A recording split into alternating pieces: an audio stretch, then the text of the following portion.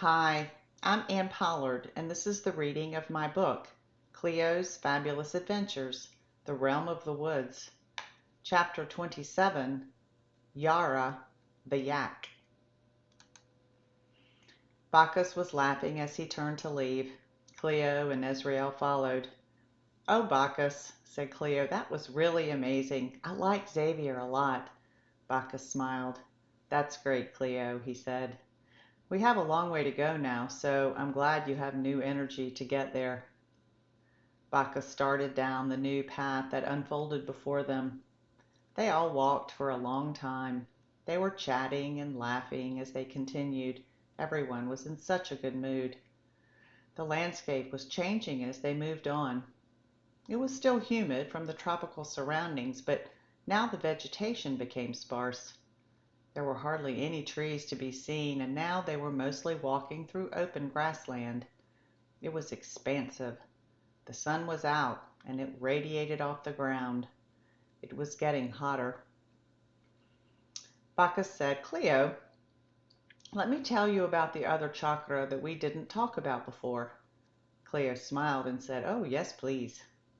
Bacchus continued, "The heart chakra you already know about. It's in your chest, and it's your most important place when you want to feel love or feel closer to all that is. This other chakra is right above the heart and in the center of your chest, right below your collarbones. It is known as the higher heart chakra, and it is very special. It is the connection point for you to all that is. It is the chakra used to free your ego through unconditional love, and it is your happiness point. Remember when Chamuel told you about the practice to pull the energy into your heart? At that time, you didn't really understand him, so perhaps now you understand a bit more." Cleo said, "Yes, I remember being a little confused about what he was talking about, but working with all of the animals, I've learned so many other things. I think I can understand it a bit better." "Good," said Bacchus. "So when you use your heart chakra and the higher heart chakra together, you really have the power to transmute any of those denser emotions back to love. As you pull that energy back to your heart, you can use the Infinity 8 between your heart and the upper heart. That's your thymus gland in your body. The thymus shrinks when you're stressed and anxious, and it grows when you're happy. So it's also important for your immune system to have a happy thymus. Now, you can use your hand to run the Infinity 8 between the two and stay in your heart, loving and accepting all parts of you and all of your emotions. Then you can send that love to the universe and to your higher self to manifest what you want. It's a very important tool and one that you will use often." "Thanks, Bacchus. That sounds really good. And if I have questions, I can call on Chamuel to help me?" Cleo asked. "Of course," said Bacchus. "Or you can ask Panther Spirit." And he laughed. Cleo laughed as well. As they made their way through the field, the sky began to get darker. The wind was picking up as well, and there was emerging a very ominous feel to the place. Cleo looked at Bacchus and said, "Bacchus, is there a storm brewing?" Bacchus looked up as the sky grew even darker. "It appears that there could be." And before he could say anything else, it started raining. It was a light rain at first, nothing to be worried about. But as they kept walking, the rain became stronger and the sky grew even darker. The winds were now substantial, and Cleo had to concentrate to walk straight. Zuriel shielded Cleo with his immense wings, but they were blowing around too, and it didn't really do much to help Cleo. The sky turned pitch black, and the rain started coming down in sheets. They were all soaked completely through in a matter of minutes. The wind was howling so strongly now that they could barely walk against it. Cleo was now very scared and wondered where they should go to get out of the storm. But there was no place to go. There were no trees to shelter under, no caves to crawl into, nothing. just open field with no safety in sight. It was now raining so hard that Cleo could not see anything at all. She had to shield her eyes from the rain that stung her face. It was miserable. "Bacchus, what should we do?" she screamed. She waited for an answer. It did not come. "Azrael!" she shouted. Again, there was no answer. She tried to look for them, but could not see anything other than darkness and driving rain. Her fear was all she could think about. "I'm all by myself, and I don't know where I am or what I should do," she thought. She began to panic. Her heart was beating out of her chest, tears were streaming down her face, and she had trouble even standing. The ground was completely saturated by now, and it was getting harder and harder to even walk without sinking into the mud of the field. She had never felt so alone and scared in her life. Even when her parents died, it was not this level of sheer fear and abandonment. Being able to do nothing else, she sank to her knees. Mud was everywhere, and she became glued to the spot where she collapsed. Her mind was racing, her whole body was shutting down, and she was nothing but tears. "Bacchus! Azrael, where are you?" she cried. Bacchus was right beside Cleo, but she could not see him. Azrael was standing next to her on the other side, but she could not see him either. Azrael reached out for her, but she could not feel him nor accept his touch. He thought, even some storms you have to get through on your own.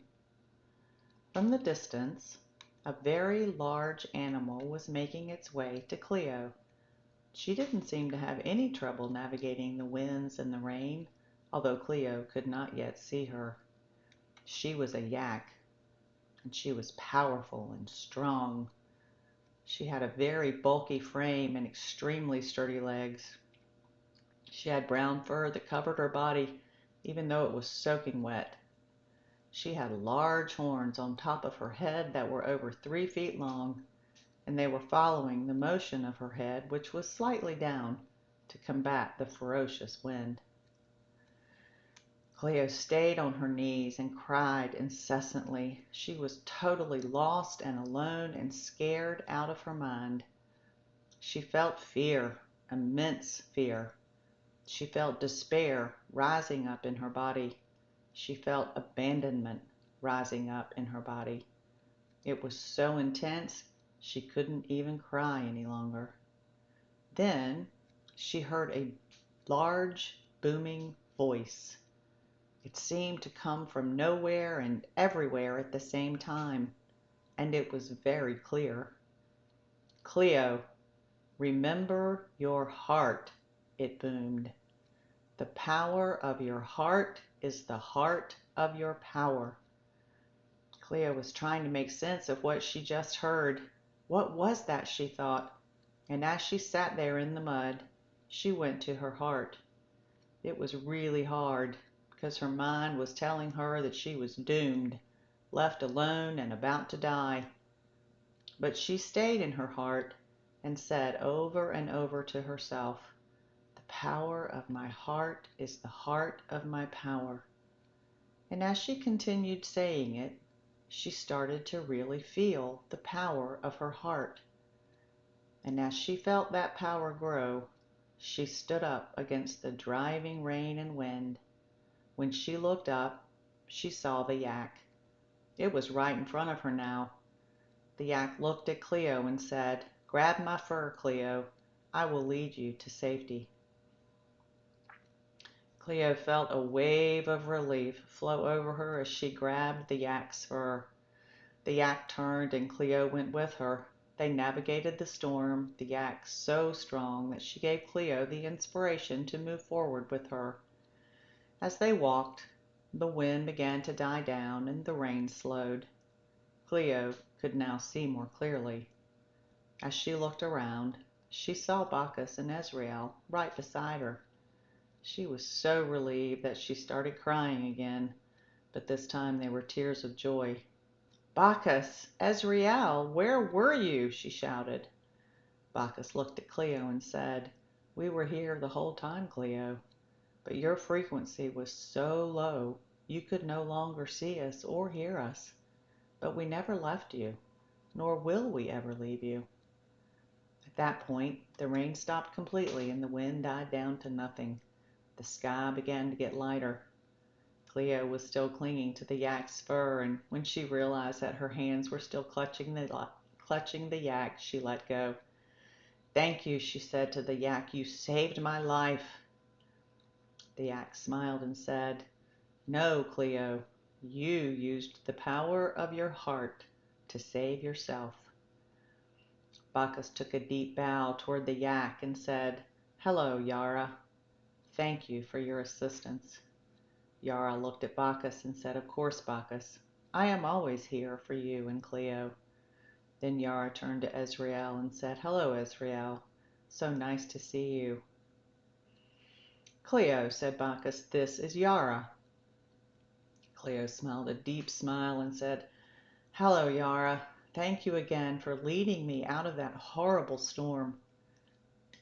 Yara smiled and said, "Cleo, I know that was a really terrible thing for you to go through. I felt as though you lost all hope for a while." "Oh, I did," said Cleo. "That was the scariest thing I have ever been through." "How did that happen?" she asked. "I thought I had gained so many tools to help me weather any storm, but I was not able to weather that one on my own." "Well," said Yara, "you were not alone. It only felt like that because you could not see what was right in front of you. And that was because the weight of everything you were feeling, the planetary forces that you were connected to, were such a low frequency, you momentarily lost your connection to your higher self and to love. That can be very strong when you're feeling alone and afraid, but you did use your power to get through it, and even when you thought you had to do it on your own. I know that you have overcome a lot of personal challenges through this journey, and you're honored by all of us for what you've accomplished. But what you just went through was more than your personal challenges. What you felt was the challenges of the planet. All of the fear, rage, and feelings of abandonment that the world is feeling right now, you felt during that storm. And the feelings of all the people who felt those emotions were all with you during that time. And like Azrael knew, some of these storms you have to go through on your own to get to the other side. "I don't understand," said Cleo. "How could I have been connected to everyone on the planet? And how did I feel everything that they're feeling?" Yara said, "We're all connected, Cleo. Remember that all of that is energy, and so we're connected through the energy. So your emotions are not only yours, they are also the emotions of everyone on the planet. And because you can be influenced by everything, you felt those emotions through the energy. And as you claimed your heart power, you sent that power to all of the people on the earth. And you just made a difference. So remember that when you're experiencing emotions, they may not all be yours. But when you transmute those emotions to love, like Bacchus was talking about earlier, through your heart and upper heart chakra, you can remember to include your community, your planet, and even the universe in that healing. And that, Cleo, is how you really change the world. "Wow," said Cleo. "I guess I never understood just how powerful I really am until this moment."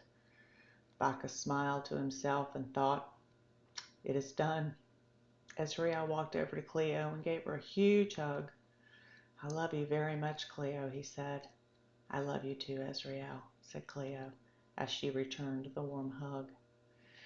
"And remember, Cleo," said Yara, "you can be alone, but not feel lonely. Your guides are always with you, every step of the way." We are all here for you always, in every moment. You only need to ask for our help, and we will be there. Thank you, Yara, said Cleo. I think that may be the most important lesson of this whole adventure. And with that, Yara turned and began her walk back across the muddy field. Thank you for joining me. Have a fabulous day.